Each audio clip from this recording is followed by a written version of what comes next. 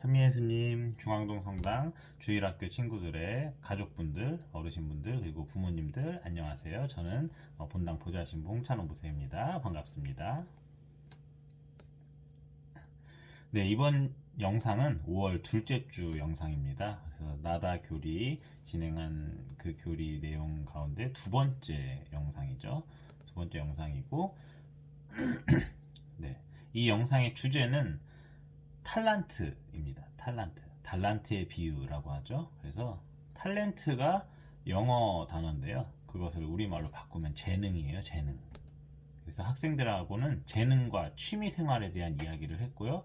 그리고 이 내용에 대해서 설명하는 영상으로 저는 제 학창 시절 때 제가 개발했던 재능, 그리고 개발하다가 그만두었던 이유, 이런 것들을 솔직하게 나누었습니다만 학생들에게 좀 미안하긴 했어요. 약간 잘난 척하는 것 같다는 생각도 들어서. 그래서 학생들과 아무래도 취미에 대한 이야기를 좀 공유를 하고 싶어서 이렇게 수업 때 진행을 하려고 했는데 그게 이렇게 잘 공개되진 않았어요. 학생들은 자기 취미 생활을 그다지 공개하지 않아요. 그래가지고 그냥 예, 달란트에 대해서 어떻게 생각하는지 성경에 대한 이야기만 하더라고요. 그래서 그렇구나. 그냥 그렇게 나눔 시간을 잠깐 가졌습니다. 그래서 부모님들과도 그 이야기를 나누고 싶습니다. 이 달란트. 사실 제가 성경을 묵상한 내용은 조금 달라요. 방향이 어떤 방향이냐면 우리의 장점과 단점을 하느님께서 주셨기 때문에 이제 내 삶을 하느님과 함께 살아가자 뭐 이런 방향으로 이야기를 하고 싶었고, 그래서 내 취미 생활도 중요하다 이런 것들을 이야기하고 싶었는데 거기까지는 이렇게 대화가 진행이 되진 않았어요. 하지만 앞으로 교리 시간에서 계속 이야기를 나누고 친해지면 그런 이야기도 좀 할 수 있을 거라는 생각도 들어요. 이제 제가 진행을 하는 게 아니기 때문에 주일학교 선생님이 진행을 하시기 때문에 편안한 분위기 안에서 아이들끼리 이야기를 잘 나누었으니까 걱정하시지 마시고요. 즐거운 시간 보냈습니다. 그래서 그런 내용이었고요. 부모님들과 함께 나누고 싶은 내용은 조금 다른 부분입니다. 그래서 그 이야기를 잠시 전달하고 영상을 마치려고 합니다. 달란트 말 그대로 본인의 재능, 예수님께 받은 하느님께 주인님께 받은 하느님의 선물이죠. 선물. 예, 화폐로 나오잖아요. 여기 성경에서는.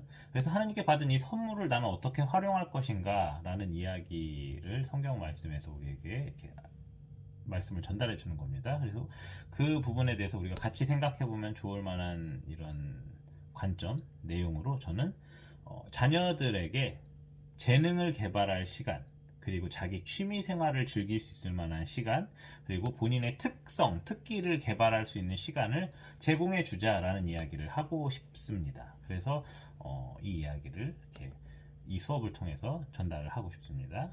그러한 이유를 설명을 해드리려고 해요. 제가 이렇게 생각하는 이유를 나누고 동의하지 않으셔도 괜찮아요.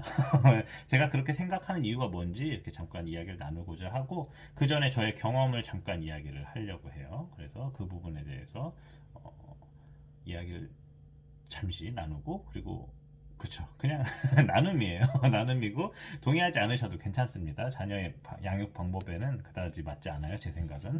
그래서 한국 어머님들 각자 바라보시는 가정의 상황에 맞춰서 해야죠. 그래서 제가 관여할 문제는 아닙니다만 일단 제 의견을 전달해 드리고 싶습니다. 먼저 제 경험부터 말씀을 드릴게요. 이미 저에 대해서 조금이라도 아시는 분들이나 아니면 저를 자주 뵌 분들은 제가 어떤 사람인지 대충 파악을 하셨을 거예요. 그래서 솔직하게 말씀을 드릴게요. 저는 일하는 것을 별로 좋아하지 않아요. 왜냐하면은 체력이 많지 않고 게으르거든요. 게으르고 느릿느릿하고 하기 때문에 좋게 말하면 신중하다라고 좋게 말할 수 있지만 그렇지 않아요. 그렇지 않고 그냥 게을러요. 게을러서 이거 해야 돼? 아 힘들다 하면서 하고 이거 또 해야 돼? 일이 왜 이렇게 많어? 일을 전형적인 일을 못하는 사람의 특징을 보여주고 있어요. 그래가지고 그런 사람입니다만 아무튼 그래요. 그래서 저는 어렸을 때부터 그랬어요.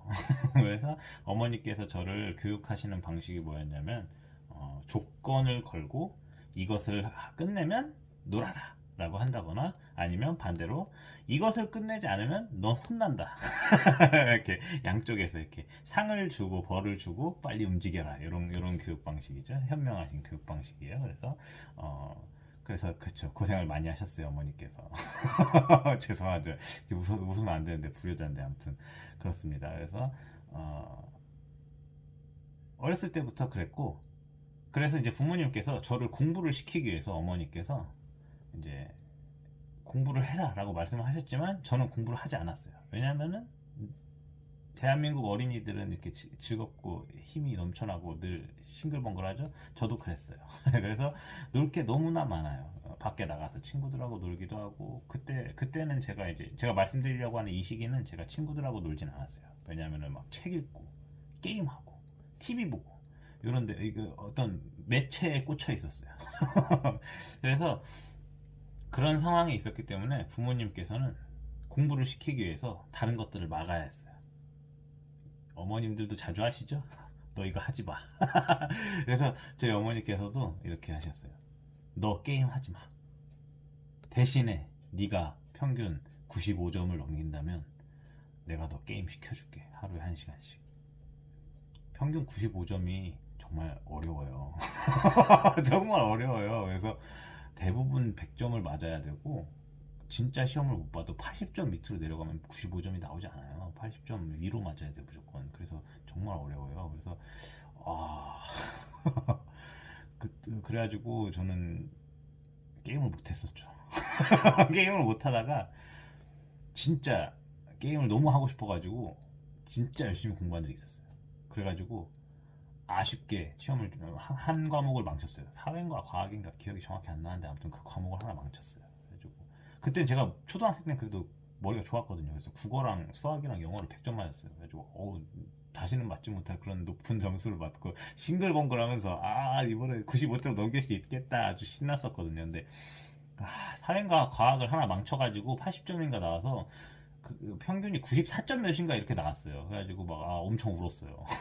억울해가지고 울었어요. 그래가지고 막 질질 짠 건 아니고 이렇게 막 이러면서 화내면서 그랬는데 살짝 울었는데, 그때 어머니께서 그래도 고생했으니까 잘했으니까 이렇게 내가 1시간 시켜줄게 이렇게 하시더라고요. 그래가지고 정말 신났어요. 그래서 무슨 말씀을 드리고 싶냐면, 자녀들이 그런 뭐랄까, 이 재능을 개발할 시간, 본인을 이렇게 삶을 윤택하게 누릴 만한 시간, 행복을 지킬 수 있을 만한 시간이 확보되면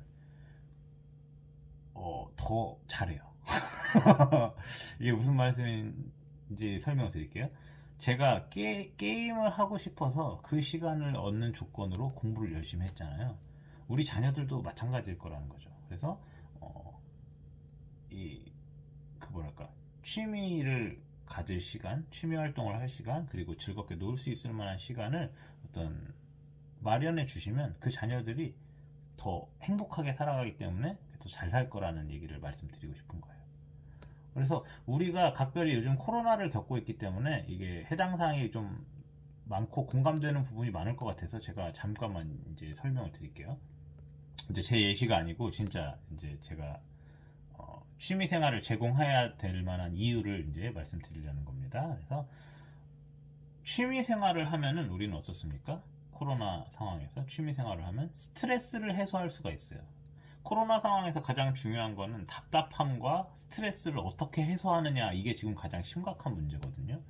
물론 건강도 중요한 문제죠. 근데 건강은 집에서 마스크만 쓰고 있으면 상관없어요. 그건 안 아파요. 그러면 외출 안 하면 되잖아요. 그렇죠? 그래서 근데 외출 안 할 수가 없는 거죠. 근데 밖에도 마스크 잘 쓰고 다니고 잘 씻고 다니면 큰 문제가 없어요. 그래서 코로나 시기의 어려움은 뭐냐면 내 이웃들과 함께 지내질 못한다, 답답하다라는 거거든요. 그래서 이 답답함을 해소하기 위한 방법이 딱히 떠오르지 않기 때문에 지금 우리가 여럿이서 힘든 거죠. 그래서 그런 부분 아무튼 그렇습니다. 그래서 코로나의 어려움 가운데 그 해소 방법, 어려움이 뭐냐면 이제 답답함과 스트레스라는 건데, 그것을 해결하기 위한 방법이 뭐냐면 나의 그 스트레스 해소 방법이 있다는 겁니다. 각자.